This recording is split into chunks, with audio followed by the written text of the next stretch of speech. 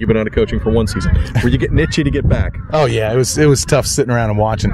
I watched my daughter's field. She's a senior, so I felt I needed to kind of be there for that. So I gave it up for a year and watched her senior year field hockey. But it also afforded me the opportunity to go to a lot of football games that I haven't had the opportunity to do for 25 years or so. So going to those local football games and things, it was tough. I mean, my wife jokes that I can't sit in the stands. I mean, I'll be there for a couple minutes with her, and then I got to move. You're a backseat coach. Oh, well, I'm not. I don't do a whole lot of yelling at coaches or my opinion, but I just can't sit still. That's too fancy, I guess, if there's such a word. But yeah, so I was looking to get back in, and we knew that was the plan. I mean, we're going to give that year, and I can't get that year back if I miss it. I can always get back into coaching, so that was the attitude we took, and I think my daughter was appreciative of it. Did you apply the first time here? No, no. The first time when I heard about it, I didn't know much about the area. I didn't know how long a drive or anything it even was. Mm-hmm. When it opened up the second time, actually, a friend of mine called me and said, "Did you see they opened that thing back up?" And he explained to me that it's only about 40 minutes from us. Were you surprised to hear that this was open, especially when you heard the names who were involved? I know Jim very well. I know Mark Evans, right? Yeah. I don't know Mark very well, but Jim, I've taken teams to his camps, and he was a Wilson guy up in Berks County, and so he was at our meetings and things like that very often, and so I knew Jim a little bit better, and we took our coaches to his clinic as well, his coach's clinic, so we saw him quite a bit. So it was a surprise to me that it opened. I wasn't sure what they were looking for.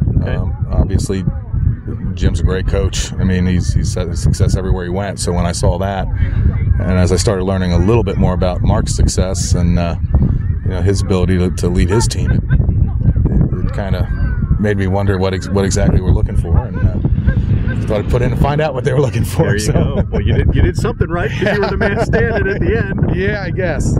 The second time around. They were very quiet and hush-hush over here. Nobody said a word. They had said to me, we need this quiet, and we can't have this out there. And I actually asked them, am I allowed to tell my wife? I mean, they said, well, yeah, you can tell her, but don't let anybody else know. That's it, top secret. So, it was. I didn't, and that's the way they wanted it, and that's fine. I respect that. Were you impressed with the administration and how the whole thing was with interviews and the whole process? Yeah, I think I was impressed with the way they handled it. It was I was interviewing with a superintendent, an assistant superintendent, and an athletic director. It seemed like they had everything covered, and the questions came from all over the place. It wasn't just, how are you going to do this for football? How are you going to do that for football? There were they asked me questions about my educational background and what I believed in the classroom and my education philosophies, and so they tied the whole thing together pretty well. It was unusual. I mean, I've been through a few interviews, and normally it's kind of one is focused on one thing, and maybe another one would be focused on another end. I also had the opportunity to meet the department head for the social studies department. They brought him in, and he asked me a bunch of questions about some of my background in teaching and things like that. So yeah, I thought they were very thorough, and they did their homework. Yeah, they did. They knew everything about me. So, but it was a good experience. It was very positive for the most part. So. It was nothing bad. Happy day when you got the job? Yeah, I was happy, because by that point I had learned a whole lot more about Hempfield in general. I obviously knew of the Lancaster-Lebanon League and its reputation, and how difficult a league and competitive a league that is. I mean, you don't have to live in Lancaster to know that. Yeah. But and I've seen some of these teams play in different areas, things like that, playoffs and stuff. But once I had learned much more about the district itself, I was very pleased when I was offered the job. I thought it was a great fit. It just seemed like everything fit. My educational background, what they were looking for in the classroom, I've had experience with, and I do as a department leader where I am now, and it just, every aspect seemed to be the right fit. Good administration, great educational system. The kids have been fantastic. A lot of them too. You got a lot of kids, and the facilities aren't too shabby either. No, they're not. No, they're not. It's a little bit better than some places I've been, obviously. Okay. But the facilities are great. Turf's nice, and lots of practice space, and the field house up there, and so we're happy. I know your last season in Boyertown wasn't a lot of fun. One year after winning the whole thing. But are you proud of your success? Everywhere you've gone, you've won. Yeah. I guess people are curious of how you've won, and they're bringing a winner guy in here who's done some things. Proud of that? Yeah, very proud of that. I'm proud of the fact that we've sent a lot of kids to college to further their education. We sent a lot of kids on to school to play ball and to get an education. And we've got 2 guys in Division I schools right now that played for us that are getting a free education. And throughout the years, I think looking at that, we were able to maintain good discipline and develop character within the kids. And that's not all measurable. Obviously, the wins and losses, I really believe, come from those parts of things. I've been telling these guys here since we've been coming together a little bit that you win with character. When the fourth quarter hits, you win with character, guys. Guys that know what the right thing is to do and hard workers and that kind of thing. So I'm proud of the fact that we were able to be successful at all the different levels, but it certainly was not a fun way to go out. No, you're right. I went back and read all about that. One year after you won the Pac-10, it was a nightmare season. I mean, all right, some X and O questions. Okay. All right, what's your background? You an offensive guy or a defensive guy? What's your style? I have been a defensive guy for quite a number of years. But in the last stint at Boyertown, I've kind of focused a whole lot more on the offensive side of things, and I've kind of, to the point in my career, I was lucky in that my first couple of years coaching, I had a guy the guy I was talking to you about as well, a mentor of mine, who every year he made me coach a different position, and he kept telling me, "You're going to be glad that I did this," and I am glad I did, because I've got experience at all those. Now, my basic approach has been coming down here. If I can find somebody that I can trust and I have enough confidence in to run either side of the ball, then I'll take the other. Okay. Spread seems to be the popular offense these days. If you haven't noticed, will you be running a variation of a spread? Yeah, we'll be running spread. Okay. It's we would like to refer to it as a multiple spread. I mean, okay.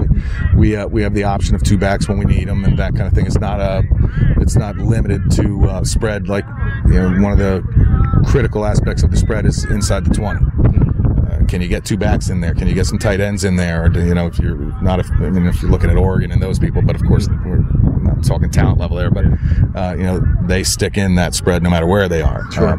I don't know that that's the best option for us right now. So we have a bunch of different options as far as calls for our formations and things to make sure we can get some backs in there, double tight ends if we need it. The spread to run kind of approach is, I really like that concept, the West Virginia concept. Okay, that's fun. I think the kids like that these days. It is. They like to do that kind of stuff. And it's an exciting brand of football, so hopefully we can generate some interest in it and get some more numbers, get the numbers up and that kind of stuff. So defense? What scheme will you go there? We're going to be an attacking style defense, even front, occasional odd front, but for the most part we'll be an even front, forefront kind of defense, and but it's going to be an attacking style. We'll try to take it to the offense a little bit, and I'm not a big believer in the bend but don't break philosophy. So we want to make things happen defensively. So we're going to get after some people, and hopefully we'll have the personnel to do that. It's going to be based a lot on what we have out there. If we have some corners that can lock down and play corner, then there's a lot more we can do. But obviously that's going to be a matter of waiting and seeing what's going to develop here. But sure. Is it fair to say, or safe to say, that there should be more kids playing football in Hempfield? I think it's fair and safe to say. Yeah, I think it's. I think they need to hear that. We're going to have fun playing the game. I mean, it's the only way to play it is to have fun doing it, and hopefully that attitude can kind of spread a little bit. We're already seeing from just a couple of get-togethers here, tossing the ball around a little bit, that the kids are talking to other people. So we'll see new faces every time we come out here. We told our players it's their responsibility to recruit within our school. Sure. Within our school. Let's make sure that part gets in there. Good answer, within sir. Our school. Don't want to get into that debate, but yeah, we think it's important for us to get our players out and going to their buddies in the school and saying, hey, you should come out and at least see what this is all about. Your impressions of the LL, just from covering this league, the coaches are great. They care about their kids and their families and the school and the community. What are your impressions in the LL, and how anxious are you to just get to the LL quarterback club stuff and get to know these guys and coach with them? No, it's real. I'm excited about it. Coaches in general is for as much abuse as they take sometimes. They're good guys, and they're there because they care. And you're right. I don't know many of the coaches down here except by name, recognizing their name based on their teams and things like that. But I'm really looking forward to kind of just jumping into this, and it's a great competitive league. I've heard positive things from everybody I've spoken with that has ever been involved down here with this league about the coaches, that they're competitive. They'll kick your butt on a Friday night, but that's what we're here for. And Sure. then Saturday, you're Friends again. That's how it works. And I like that attitude. I think that's the kind of attitude we need to get across to our kids. Okay. And if the coaches in this league are displaying that, as it seems they are, then everybody's taking a step in the right direction. So I'm real excited about getting involved. Okay. As far as psychologically, mentally for our players, they've got to know that we're coming here to compete now. Okay. Otherwise, what motivates them to come and train. So our attitude has been, we're coming in, and if we do things the right way, our program motto is be your best. So with that attitude, we can really stress the fact that we want to be here competing right now. Now, I'm the last person in the world that's going to sit here and tell you that we're going to be 10-0 or we're going to win this or we're going to win that. We're going to do what we can to be our best and work our butt off to get there. And I think that's the only way we can really look at it safely and progress quickly. Otherwise, what are you out here for if you're waiting for 3 years from now? Sure. We're going to focus on the now, and we're going to get done everything we can get done now.